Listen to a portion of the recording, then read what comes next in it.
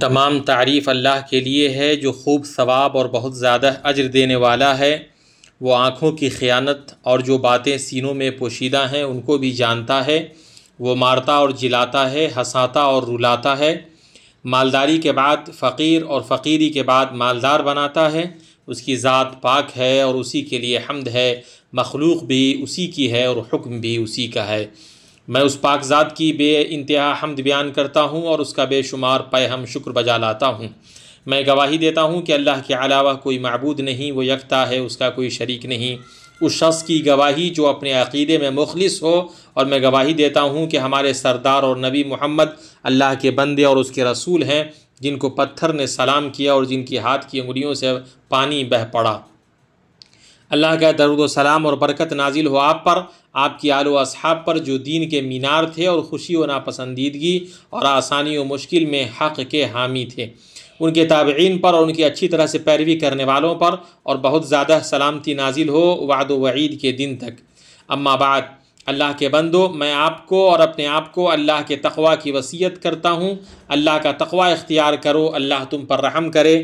جان لو کہ بعض دروازے تمہارے لیے نہیں کھولے گئے کیونکہ وہ تمہارے لیے نہیں ہیں، اور جو تمہارے لیے مقدر کیا گیا ہے وہ تمہارے لیے بہتر ہے، خواہ وہ تکلیف دہ ہو، اور اللہ تعالیٰ جانتا ہے اور تم نہیں جانتے۔ بہت ممکن ہے کہ تم کسی چیز کو برا جانو اور اللہ تعالیٰ اس میں بہت ہی بھلائی کر دے۔ ان لوگوں میں سے بنو جو باہم نظر انداز کرتے ہیں اور راضی ہوتے ہیں۔ تحقیق اور چھان بین میں پڑھنے والوں میں سے نہ بنو۔ دنیا ایک گزرگاہ ہے، جائے قرار نہیں۔ تم میں سب سے بہتر وہ ہے جس کی بھلائی کی امید کی جائے اور جس کے شر سے مامون رہا جائے، اور جو کھانا کھلائے اور سلام کا جواب دے۔ لوگوں میں سب سے بہتر وہ ہے جو لوگوں کے لیے سب سے زیادہ فائدہ مند ہو۔ اگر آپ کے دل میں دو متضاد معاملات ہوں تو آپ کا میلان ان میں سب سے پاک اور خوبصورت کی طرف ہو۔ اللہ کا فرمان ہے، یقین مانو کہ اللہ تعالیٰ پرہیزگاروں اور نیک کاروں کے ساتھ ہے۔ مسلمانوں، بندے پر اللہ کی سب سے بڑی اور عظیم نعمت ایمان کی توفیق ہے، اور اس ایمان سے حاصل ہونے والا روح کا اطمینان اور دل کا سکون ہے۔ اللہ کے بندو، سلف یعنی صحابہ رضوان اللہ علیہم اور ان کے بعد والوں نے اس عظیم نعمت کا ادراک کیا۔ ان کے نزدیک اس کی کیا قدر و قیمت تھی اور اس پر کتنے وہ رضامند تھے، اس کا اظہار کیا۔ معاویہ بن قرہ سے روایت ہے کہ سالم بن عبداللہ نے ابن عمر رضی اللہ عنہما سے روایت کیا ہے کہ انہوں نے فرمایا، میں اسلام کی کسی چیز سے اتنا خوش نہیں ہوا جتنا خوش اس بات سے ہوا کہ شبہات و انحرافات میں سے کوئی چیز میرے دل میں داخل نہیں ہوئی۔ ابو العالیہ رحمہ اللہ فرماتے ہیں، میں نہیں جانتا کہ میرے پاس دو نعمتوں میں سے کون سی زیادہ عظیم ہے، کہ اللہ تعالیٰ نے مجھے شرک سے نکال کر اسلام میں داخل کیا، یا مجھے اسلام میں خواہشات سے محفوظ رکھا، یعنی شک اور شبہے سے۔ بھائیو، بلکہ وہ اپنے دین کے بارے میں بہت زیادہ احتیاط برتتے تھے اور شکوک و شبہات اور اشکالات سے زیادہ بھاگتے تھے۔ ایک آدمی حسن بصری رحمہ اللہ کے پاس آیا اور کہا، اے ابو سعید، آئیں میں آپ سے دین کے بارے میں آپ سے بحث و مباحثہ کروں۔ حسن بصری نے فرمایا، جہاں تک میرا تعلق ہے تو مجھے اپنے دین کا پتہ ہے، اگر تم نے اپنے دین کو گوا دیا ہے تو تم اسے ڈھونڈو۔ خواہش پرستوں یعنی بحث و جدال اور شبہات کو بھڑکانے والوں میں سے دو آدمی محمد بن سیرین کے پاس آئے اور کہنے لگے، اے ابو بکر، میں آپ کو حدیث بیان کروں؟ انہوں نے فرمایا نہیں۔ ان دونوں نے کہا، تو میں قرآن میں سے ایک آیت پڑھوں؟ انہوں نے فرمایا نہیں، اور کہا، تم دونوں میرے پاس سے اٹھتے ہو یا میں ہی اٹھ جاؤں؟ تو دونوں اٹھ کر چلے گئے۔ کسی نے کہا کہ اگر وہ آپ کو قرآن کی کوئی آیت پڑھ کر سناتا تو کیا ہو جاتا؟ آپ نے کہا، میں نے یہ ناپسند کیا کہ وہ کوئی آیت پڑھیں اور وہ دونوں اس میں تحریف سے کام لیں اور وہ تحریف میرے دل میں بیٹھ جائے۔ بھائیو، اے نوجوانوں، اس احتیاط اور شبہے سے بچنا دین یا فکر یا دلیل میں کمزوری کی وجہ سے نہیں ہے، بالکل نہیں، بلکہ ان اسلاف کے نزدیک فکر کی درستی دلائل و براہین پر اور اس بات پر مبنی ہے کہ ان کو تمام شرعی مسلمات میں حق کی معرفت تھی، لیکن کسی باطل کو سننے میں کوئی مصلحت نہیں ہے، بلکہ وہ اللہ کی اس قول کے مطابق عمل کرتے تھے۔ اور پختہ و مضبوط علم والے یہی کہتے ہیں کہ ہم تو ان پر ایمان لا چکے، یہ ہمارے رب کی طرف سے ہیں اور نصیحت تو صرف عقل مند حاصل کرتے ہیں۔ اے ہمارے رب، ہمیں ہدایت دینے کے بعد ہمارے دل ٹیڑھے نہ کر دے اور ہمیں اپنے پاس سے رحمت عطا فرما، یقیناً تو ہی بہت بڑی عطا دینے والا ہے۔ مالک بن انس رحمہ اللہ کا قول ہے، لا علاج بیماری دین میں اضطراب اور عدم استقلال ہے۔ اے نوجوانوں، انسان کے دین کی سلامتی اس میں ہے کہ ان گھاٹوں سے دور رہا جائے۔ رہی بات ہر شبہے کے لیے سامنے آنے کی یا ہر اشکال میں پڑنے کی، تو اس کا مطلب بہت سی لغزش، خطا، غلطی، اضطراب اور بے چینی کا نشانہ بننا ہے۔ عمر بن عبدالعزیز رحمہ اللہ فرماتے ہیں، جو شخص اپنے دین کو تنازعات کا شکار بنائے گا اس کی بے قراری بڑھ جائے گی، یعنی وہ پریشان رہے گا اور ایک ہی حالت پر باقی نہیں رہے گا۔ ہم اللہ سے سلامتی طلب کرتے ہیں۔ جو کوئی خراب یا زہر آلود کھانا کھائے گا وہ بیمار ہو جائے گا یا مر جائے گا۔ یہی اثر افکار کا دلوں اور عقلوں پر ہوتا ہے۔ اے نوجوانوں، لڑکے لڑکیوں، شبہات پیدا کرنے، انہیں نشر کرنے، انہیں وصول کرنے، انہیں پھیلانے اور ان میں مشغول ہونے کا سب سے بڑا میدان سوشل سائٹس ہیں۔ ان مشتبہ سائٹس سے ہوشیار رہیں۔ قیمتی، نفع بخش اور بے وقت بے فائدہ کے درمیان فرق کرو۔ ان میں بہت سارے لوگ تباہ ہو چکے ہیں۔ آپ ان نیٹ ورکس اور ویب سائٹس پر جو کچھ دیکھتے یا سنتے ہیں ان پر حکم لگانے سے بچیں، کیونکہ ان کے پیچھے جعلی تصاویر، جھوٹے دعوے، خوشنما الفاظ اور ناپسندیدہ حقیقت ہوتی ہے۔ وہ خیر خواہی کا دعویٰ کرتے ہیں لیکن بڑے جھوٹے ہیں، اخلاص کا دعویٰ کرتے ہیں لیکن وہ دھوکے باز ہیں۔ ان بیشتر سائٹوں میں بے سود چیزوں کو فالو کیا جاتا ہے اور غیر مفید چیزوں کو دیکھا جاتا ہے۔ نوجوانوں، فاسد خیالات اور گمراہ کن شکوک و شبہات پر مشتمل کتابوں کو پڑھنے اور ویب سائٹس کو دیکھنے میں مگن دل منحرف خیالات کو جذب کرنے کے نشانے پر ہوتا ہے۔ آپ شیخ الاسلام ابن تیمیہ رحمہ اللہ کی اس نصیحت کو سنیں جو انہوں نے اپنے شاگرد ابن القیم رحمہ اللہ کو کی۔ آپ فرماتے ہیں، اپنے دل کو اعتراضات اور شکوک و شبہات کے لیے اسپنج کی طرح مت بناؤ کہ وہ انہیں جذب کر لے اور صرف انہیں ہی نکالے، بلکہ اسے ایک ٹھوس شیشے کی طرح بناؤ کہ شبہات اس کی سطح سے گزر جائیں، اس میں بسے نہیں۔ وہ ان شبہات کو دل کی صفائی سے دیکھتا ہے اور اس کی مضبوطی سے دفع کرتا ہے۔ اگر آپ اپنے دل سے گزرنے والے ہر شبہے کو جذب کر لیں تو یہ شبہات کی آماج گاہ بن جائے گی۔ اللہ آپ رحمہ اللہ کی بات ختم ہوئی۔ اس کے بعد اے نوجوانوں، صحیح معلومات اور ثابت شدہ حقائق تک رسائی کے لیے اور عقل و نقل کے درمیان تعلق کو مضبوط کرنے اور معصوم کی خبر اور غیر معصوم کی خبر کے درمیان فرق کرنے کے لیے آپ کو حصول معلومات کے ذرائع پر توجہ دینی چاہیے، کیونکہ معصوم وہ ہے جس سے کوئی غلطی نہ ہو، اور یہ معصوم اس معزز کتاب کی خبر ہے جس پر جھوٹ کا دخل نہ آگے سے ہو سکتا ہے نہ پیچھے سے، جو حکیم و حمید کی اتاری ہوئی ہے اور جو آپ علیہ الصلاۃ والسلام کی صحیح سنت ثابتہ ہے۔ جو اپنی خواہش سے کوئی بات نہیں کہتے ہیں، وہ تو صرف وہی ہے جو اتاری جاتی ہے اور امت سے ثابت اجماع ہے۔ جہاں تک ان کے سوا دوسرے ذرائع کی بات ہے تو وہ قابل احترام ذرائع ہیں جن سے مستفید ہوا جا سکتا ہے۔ ان میں بہت سی خوبیاں ہو سکتی ہیں لیکن وہ معصوم نہیں ہیں، خواہ ان ذرائع کے مالکان کی علمی حیثیت یا علمی و دینی امامت کچھ بھی ہو۔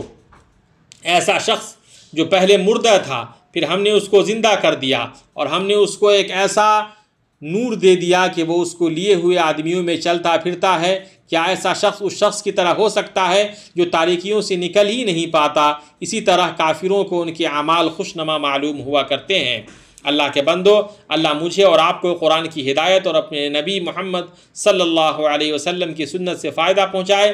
میں اپنی یہ بات کہہ رہا ہوں اور اللہ سے اپنے لیے اور آپ کے لیے اور تمام مسلمانوں کے لیے ہر گناہ اور خطا سے مغفرت طلب کرتا ہوں۔ آپ بھی اس سے مغفرت طلب کریں، بے شک وہ بڑا بخشنے والا مہربان ہے۔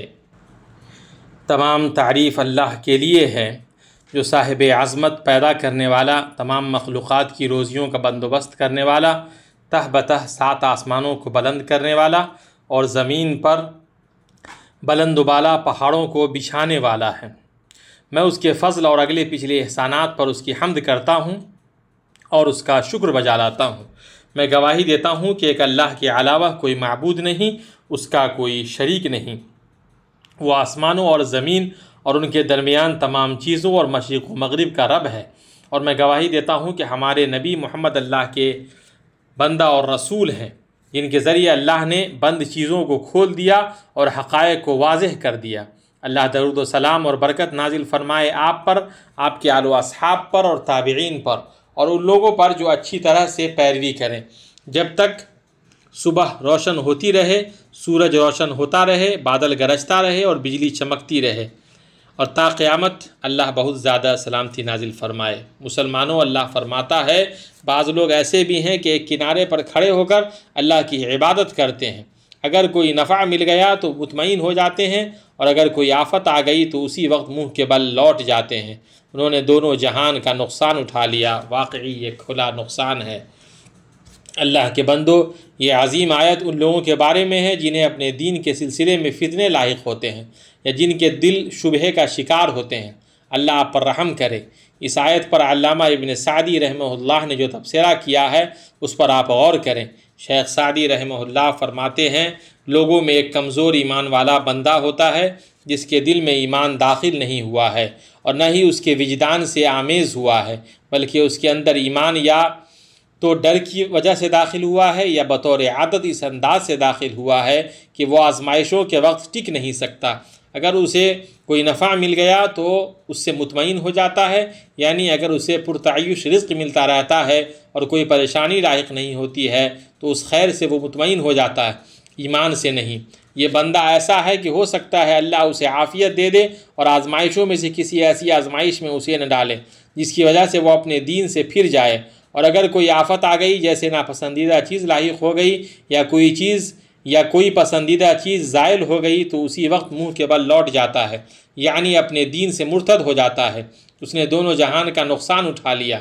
دنیا میں نقصان یوں اٹھاتا ہے کہ ارتداد کی وجہ سے اس کی وہ آرزو بر نہیں آتی جس کی پونجی اس نے ارتداد کو بنایا اور اس چیز کا عوض بنایا جس کے حصول کا اسے گمان ہوتا ہے۔ یوں اس کی کوشش رائے گاں گئی اور اسے وہی چیز حاصل ہوئی جو اس کے مقدر میں ہے، اور آخرت میں اس کا نقصان واضح ہے کہ وہ اس جنت سے محروم کر دیا جاتا ہے جس کا عرض آسمان اور زمین ہے اور آگ کا مستحق ٹھہرتا ہے۔ واقعی یہ کھلا نقصان ہے۔ اللہ آپ پر رحم کرے، آپ اللہ سے ڈریں اور ابن قیم رحمہ اللہ کے قول پر غور کریں۔ بے شک دل میں فقر و فاقہ، خالی پن اور محتاجگی ہوتی ہے جس کو اللہ تعالیٰ کے سوا کوئی چیز پورا نہیں کر سکتی ہے۔ اسی طرح دل میں پراگندگی ہوتی ہے جسے صرف اور صرف اللہ تعالیٰ کی طرف توجہ ہی جوڑ سکتی ہے۔ دل میں بیماری ہوتی ہے جس کا علاج اللہ کے لیے اخلاص اور تنہا اسی کی عبادت کر سکتی ہے۔ پتہ چلا کہ دل ہمیشہ دل والے کو زد و کوب کرتا رہتا ہے تاکہ وہ اپنے پروردگار اور معبود کی بارگاہ میں سکون حاصل کرے اور اس سے مطمئن ہو جائے۔ اس وقت وہ زندگی کا مزہ چکھتا ہے اور اس کی زندگی غفلت برتنے والوں، منہ موڑنے والوں کی زندگی سے مختلف ہو جاتی ہے۔ یہ باتیں رہیں، اور درود و سلام بھیجو ہدیہ کی ہوئی رحمت اور تحفہ دی گئی نعمت اپنے نبی محمد رسول اللہ پر کہ اس کا حکم تمہیں تمہارے رب نے اپنی محکم تنزیل میں دیا ہے۔ اس نے کریمانہ بات کہی ہے اور وہ اپنی بات میں سچا ہے۔ اللہ تعالیٰ کا فرمان ہے، اللہ تعالیٰ اور اس کے فرشتے اس نبی پر رحمت بھیجتے ہیں۔ اے ایمان والو، تم بھی ان پر درود بھیجو اور خوب سلام بھی بھیجتے رہا کرو۔ اے اللہ، درود و سلام اور برکتیں نازل فرما اپنے بندے اور رسول ہمارے نبی محمد مصطفیٰ نبی مجتبیٰ پر، آپ کی طیب و طاہر آل پر، مومنوں کی مائیں، ان کی بیویوں پر۔ اے اللہ، تو راضی ہو جا ان کے چاروں ہدایت یافتہ خلفاء ابو بکر، عمر، عثمان اور علی سے، اور تمام صحابہ سے، تابعین سے، اور تا قیامت جو درست طریقے سے ان کی پیروی کریں ان سے، اور اپنے عفو و کرم اور احسان و سخا سے ہم سے بھی، اے اکرم الاکرمین۔ اے اللہ، اسلام اور مسلمانوں کو غلبہ عطا کر، شرک اور مشرکین کو رسوا کر، سرکشوں، ملحدوں اور بقیہ دین و ملت کے تمام دشمنوں کو ناکام و نامراد کر۔